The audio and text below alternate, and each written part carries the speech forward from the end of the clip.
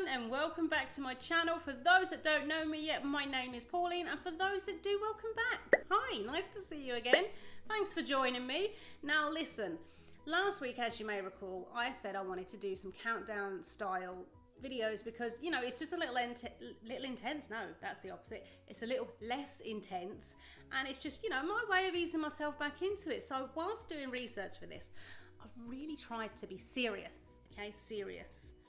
Trouble is, I came across these 5 stories that you've got here. You've absolutely got here. You cannot make this stuff up. This is stories of 5 people who just got it epically wrong. Like, it will blow your mind and just make you laugh. So I'm going to do it. I'm going to bring this to you.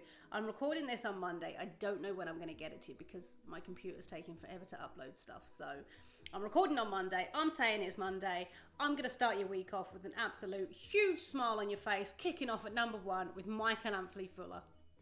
So Michael Anthony Fuller is a 53-year-old man from the USA who walks into Walmart one day and he decides he needs to buy a microwave and a Hoover. Nothing wrong here. So goes to the cashier. It comes to $476. Okay, no problem. Let me just whip out my $1 million bill and we'll just be on our way. Literally, this guy whips out a fake $1 million bill and just casually waits for his change. Can you imagine being this cashier? You'd be like, sir?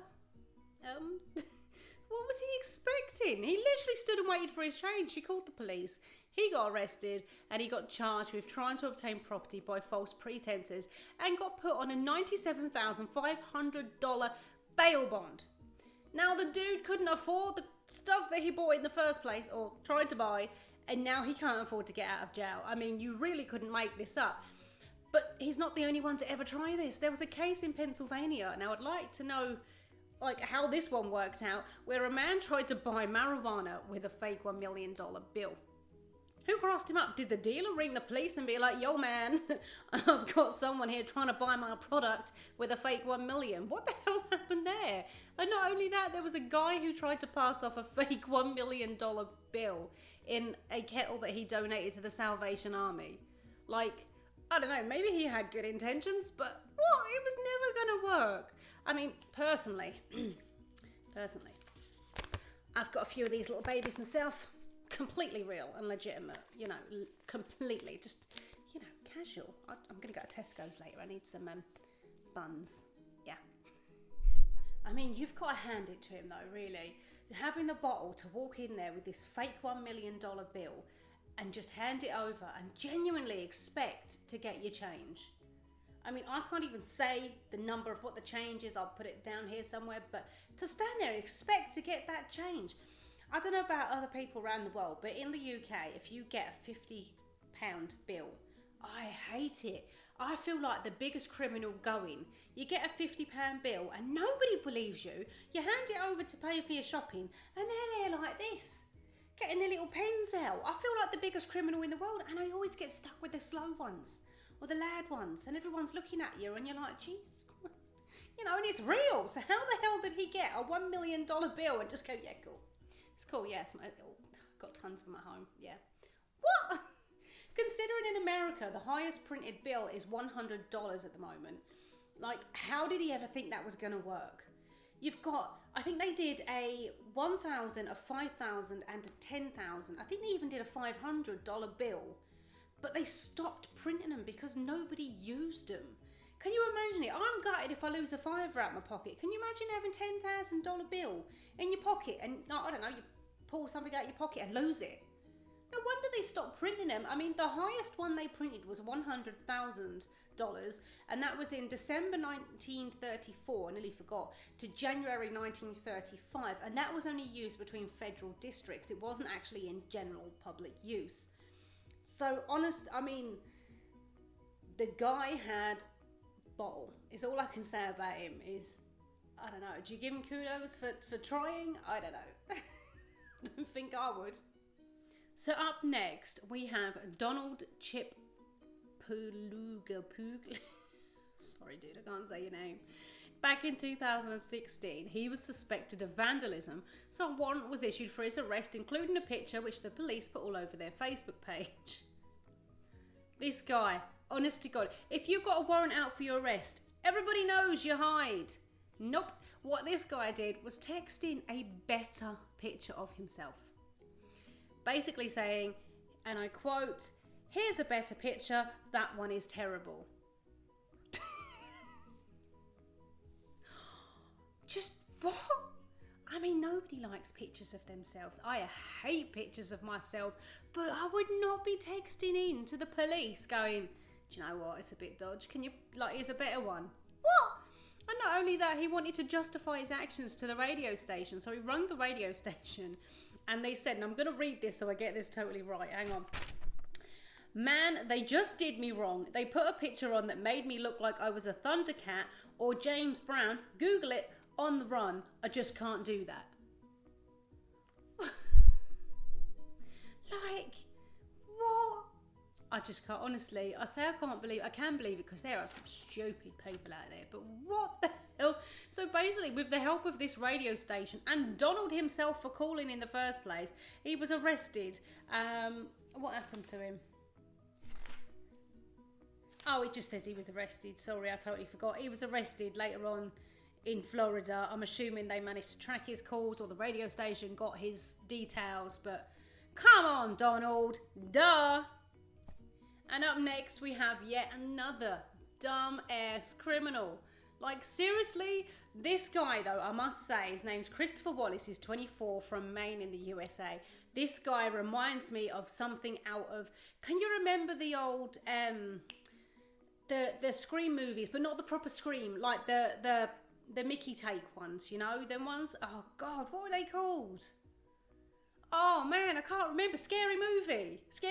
Can you remember? Well, they just took the mick out of him. Anyway, going off subject, this guy, he to me sounds like he should be right smack in the middle of one of these movies.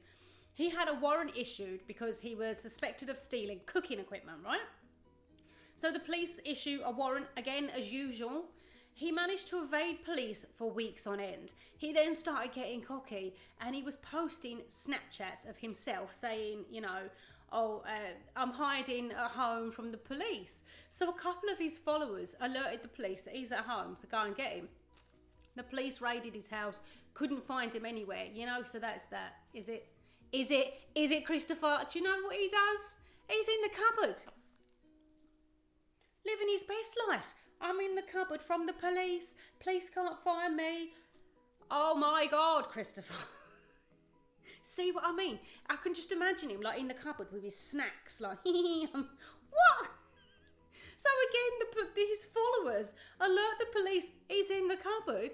So they go looking again, and what do they find? Pots, pans, and a pair of feet that belong to Christopher Wallis. And he's arrested. Honestly, what the hell is wrong with these people? I mean, I'm quite glad they're no master criminals, but really? Okay, so this one was starting in 2016 with a fella named Alberto Lopez. I'm so useless at names. Anyhow, he worked in a bank in Arizona. Now, he was accused or suspected of stealing $5,000 over the period of 3 months. Now, when they started to investigate, he abruptly quits his job and moves to Phoenix. So, you know, he's not really heard of again until 2018. Where Alberto sees a job advertised for a police dispatcher. Obviously, being a fugitive, this seemed like a really good job to go for. So when he applied for the job, the police basically found out that he was a wanted fugitive and invited him over for an interview. Yes, you're the perfect candidate. Please come and interview for the position. What do you reckon happened? Yeah. He was arrested. He came in suited and booted, all ready for the job, all like, you know, I'm going to get the job, I'm amazing. And he is instantly arrested. Well done, Alberto. Jesus Christ. Gimme strength. Seriously, these are the master criminals of the world. Now, out of all the stories that I've told you, they've all been pretty petty crimes, really. I mean, nothing too major serious. This one I'm now going to tell you. I'm glad the guy got caught. I'm glad he tripped himself up. But seriously, some people, like, if you're gonna commit crimes, surely, I mean, you might as well wave a banner over your head and tell them that you did it. This one is about Christian Barlow in 2003. He wrote his first crime novel that became hugely popular in Poland. The bestseller gained loads of publicity. It even attracted the attention of the police. Now, the police had noted that within this novel, it bared a remarkable resemblance to a murder and torture of Darren Juris. I'll put his name here because seriously, I can't do names. But basically, this murder happened 5 years earlier. And details in this novel stated facts of the case that were never ever released to the public. The police came to a dead end. They never released these details. But within this novel, it had all the gory details, everything that nobody else knew. So when the police did some digging, they found that Christian was not only the last person to see this man alive, he also sold his mobile phone. So the case basically got completely reopened, looked into, and Christian Barlow was then sentenced to 25 years in prison for the murder of Darren. I can't say his name. I'm so sorry. I feel like I'm betraying the fella somehow. I will put his name down. But he ended up getting 25 years, and rightly so. But why would you do that? Why would you write a novel detailing everything you've done? I mean, I know these criminals like the attention, and I suppose it's a bit like they say, like when somebody commits a crime, they like to revisit the scene, especially if they get away from it, like they get off with it. So maybe it's something like that. But oh my God, somewhere in thousands and millions, I don't know how many books sold, people's houses are books detailing an actual murder, and they all lapped it up thinking it was a fake crime. I tell ya, some people blow my mind, as I've said lots and lots before. So anyway, that is the end of this little video. Thank you once again. If you've got all the way to the end, thank you. I really do appreciate it. Don't forget to like and subscribe. Turn your notifications on, because this crazy girl will be back again with more videos. I'm gonna try, I'm gonna try and get one out every week. I think I'm there. I think I'm back with all your support. Leave me any comments for suggestions. If you've got like a video or maybe a case you want me to look into, or some sort of countdown you want me to do, let me know. I really am open to suggestions. I love doing these videos. I love it when you comment and interact with me. It makes me feel like somebody's watching. I could be doing this for nothing. Is anybody watching? Anyway, thank you so much. Enjoy the rest of your week, and I'll see you again next week.